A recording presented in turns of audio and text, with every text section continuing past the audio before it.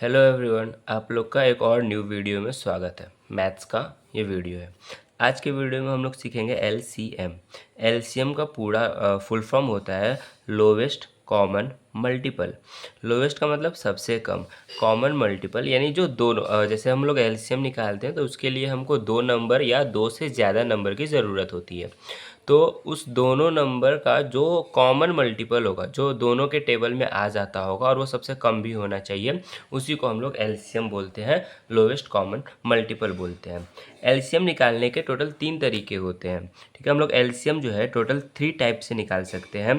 पहला जो होता है हमारा फर्स्ट जो हमारा होता है उसको हम लोग बोलते हैं मल्टीपल मेथड। हमारा जो सेकंड होता है उसको हम लोग बोलते हैं प्राइम फैक्टराइजेशन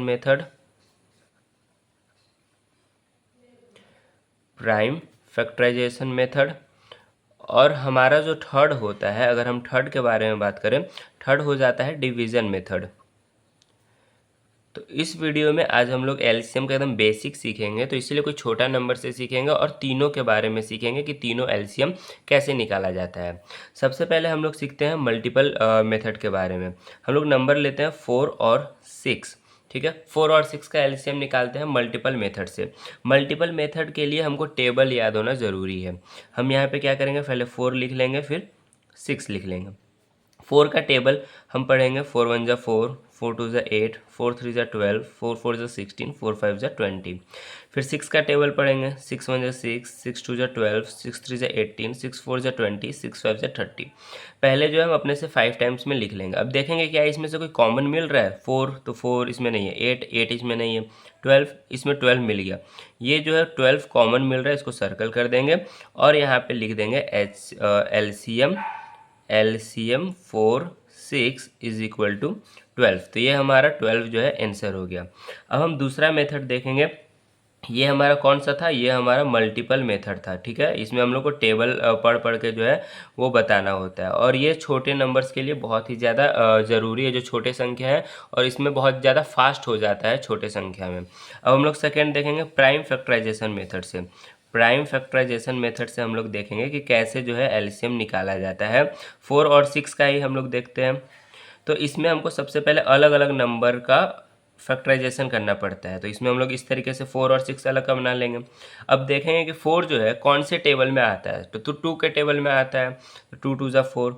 अब 2 भी 2 के टेबल में आता है 1 बार में, 6 भी आता है 3 बार में, और 3 आ जाएगा 1 बार में। तो इसमें हम लोग लिख लेंगे 4 इज इक्वल टू 2 मल्टीप्लाई 2, जो भी संख्या है। 1 को नहीं लिखेंगे, 1 से मल्टीप्लाई करने पे हमारा संख्या वहीं आता है, इसलिए 1 को नहीं लिखेंगे।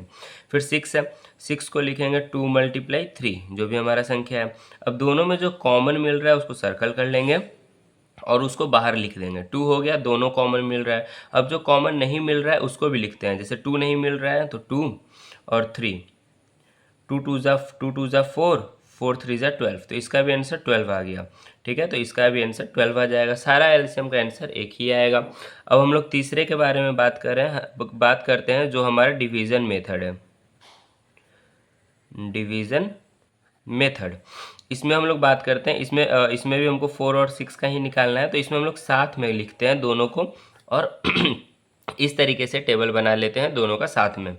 दोनों, अब हमको इसमें दोनों का देखना है कि दोनों जो है किसके टेबल में आता है। 4 और 6 दोनों किसी एक ही के टेबल में आना चाहिए। तो 2 के टेबल में दोनों आते हैं, तो 2 2 जा 4, 2 3 जा 6। अब 2 और 3 क्या किसी एक के टेबल में आते हैं, तो नहीं, 2 तो 2 के टेबल में आएगा और 3 3 के टेबल्स में आएंगे, तो हम इसको छोड़ देंगे। फिर अब हमको यहाँ पे एलसीएम 4 6 इज इक्वल टू 2 हो गया, और जो नीचे में हो गया उसको भी 2 मल्टीप्लाई 3, 2 2 जा 4, 4 3 जा 12, तो इसका भी आंसर हमारा 12 हो गया।